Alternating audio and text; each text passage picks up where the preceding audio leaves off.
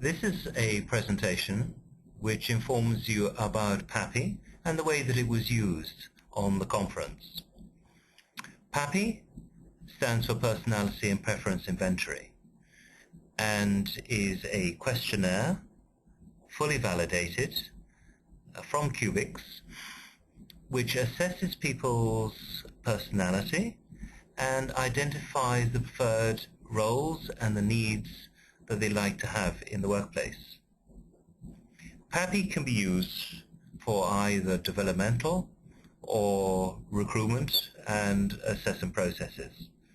And it helps people from a developmental perspective to discover and to identify what it is about them, where their strengths are, and the areas in which they may want to improve.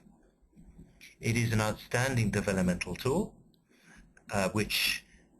from which you can obtain reports, and from which, through the reports, through an easy-to-see format, you can identify those areas which will fall into line with your personal development plan. Why do we assess personality, and why is it important for us within Saudi Arabia, and indeed in many different areas around the world? When one thinks of personality, one thinks of the areas and the things that we see when we look at people. So imagine your own personal friends, and you will have certain views as to what their behavior and what their skills and knowledge and how they behave to you will be, possibly. For example, you may have a friend of yours who is very outgoing, is very effective at talking to people, and appears to be the life and soul of the party. But what you may not know is much about what their aptitudes are, and what their knowledge is, what indeed their values are, and in fact, right deeply hidden at the bottom is their personality, and that's the bit which is often the hardest to uncover. How is it, for example, that they react to the outside world? Are they someone who is an extrovert? Are they someone who finds it easy to mix and get on with people? Are they deep thinkers? How much are they motivated? How much are they organized? What drives their organization? What drives the way that they think and the way that they behave? The fact is that personality is the driver of how we behave at work, even though it is hidden. If we watch someone behave, we've only seen the surface. We do not see what's underneath. By identifying personality, which is what PAPI can do, you then identify the drivers either for yourself or indeed for anyone else, such as your own subordinates, your own people, who you may be responsible for. PAPI itself measures both needs and roles of an individual. And there is a difference between the two. So the two questions which are brought up are the extent to asking, why is it that we have to measure the needs? Why is it that we measure our roles? And what are needs and what are roles? Needs measure our preference for behaving in particular ways. They tend to be generally stable personality traits. So, for example, the need to control others will be one of those personality traits which is unlikely to change from 1 year, 1 month to the next.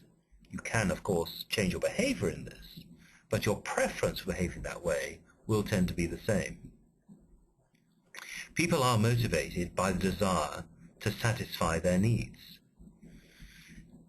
And therefore, since people are motivated by it, the tendency will be for that need to be utilized in behaviors with other people, and indeed in everyday life and in everyday working situations. Indeed, not even working situations, but also with family, with other people and those around. In fact, if a need is strong, much of an individual's behavior will be directed to fulfilling that particular need.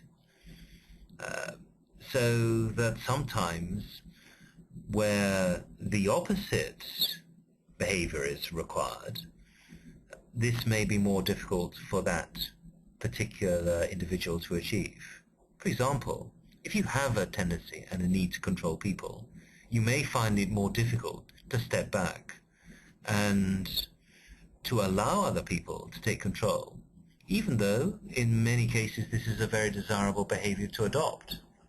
If, for example, you want to develop your team, you want to allow them to be creative, you want to remove any kind of rigidity, you want them to come up with new ideas, any need to control, if overutilized, would tend to suppress that particular desire. But that's essential for a manager to do if they really want to achieve the best for their staff, to allow themselves to step back and not to control people, and to allow them to be creative. Hence, anyone, therefore, who does feel that they do need to change their needs, to adopt a different approach, may have to do it consciously. And this is where the advantage of PAPI comes in. You can see what your tendency is, and then by training, by consciously changing your behavior on occasions, you can adapt your behavior effectively according to different situations. If a need is not met, the individual may experience need frustration. But what we will do, and what assessors in Cubiks will do, is to help that individual overcome any frustration that they may have. The other aspect which is talked about here is around roles. Roles differ from needs in that they measure our perception of key aspects of working situations.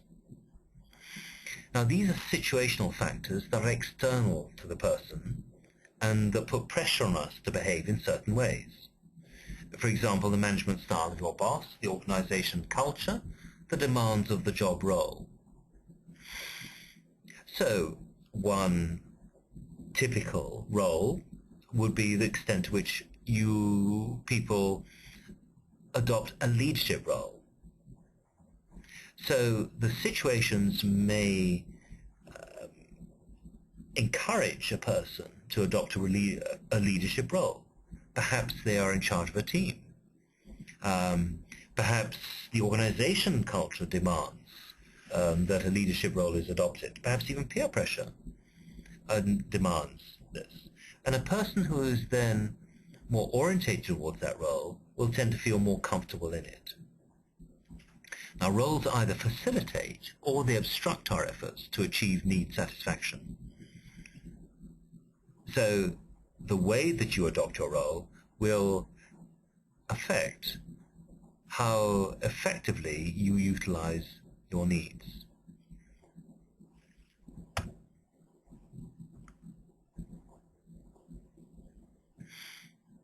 So the actual individual's needs and roles revealed through PAPI. What does PAPI reveal regarding the needs of the individual? First of all, there are preference statements. There are 10 need scales. Typical statements are, I like to do new things, the sort of things which people exhibit their preferences of. And PAPI also reveals the person's perception of their own preferences, needs, and drivers. Needs themselves are more internally driven, and the individual's aim is to achieve satisfaction and avoid frustration. And PAPI will reveal the extent of their frustration, or the extent to which the individual is likely to achieve satisfaction. And identifying also the stable long-term traits of the individual is very much a part of what PAPI does reveal.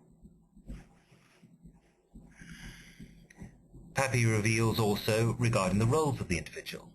For example, perception statements, such as "I always focus on the steps ahead." Now there are 10 role scales, as well as the 10 need scales, and these will help the person's perception of how he or she performs at work.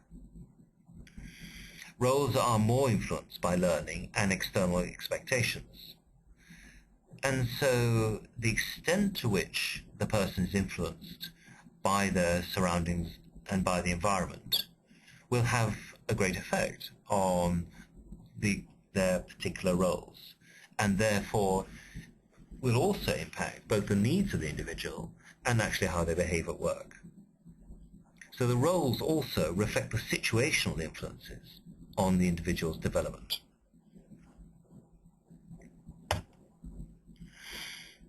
PAPI itself measures 7 key factors. These are seeking to achieve, active dominance, conscientious persistence, openness to experience, sociability, work tempo, and agreeableness. And each of the 10 needs and the 10 roles, come under each of these particular factors.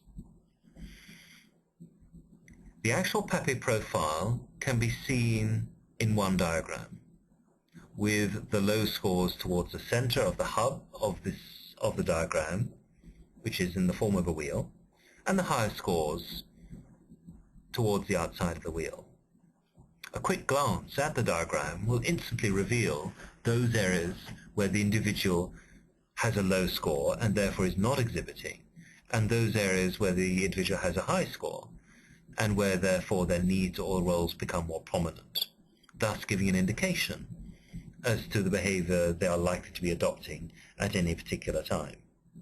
For example, where there is someone who has a high score needing to finish a task, it is clear that the behavior that they adopt at work is driven by that particular need to finish a task. Their energies and what they do will be orientated towards achieving the completion of the task that they do, even perhaps sometimes where quality is reduced and where a shorter amount of time is taken than optimal, because their need is to be driven towards that particular goal. On the other hand, there may be aspects which are less salient. For example, ease in decision-making may be something which an individual then finds more difficult to do, so that where it is seen that an individual seems to take their time in taking decisions, the answer to it and the reasons for it can often be found on the PAPI wheel. Overall, PAPI can be used for both assessment and for development. It is an ideal tool in many different ways for achieving these particular aspects. It helps people, both managers, understand their staff, as well as individuals to understand their own behavior. And by doing this, by understanding our behavior, we become more effective at work and more productive.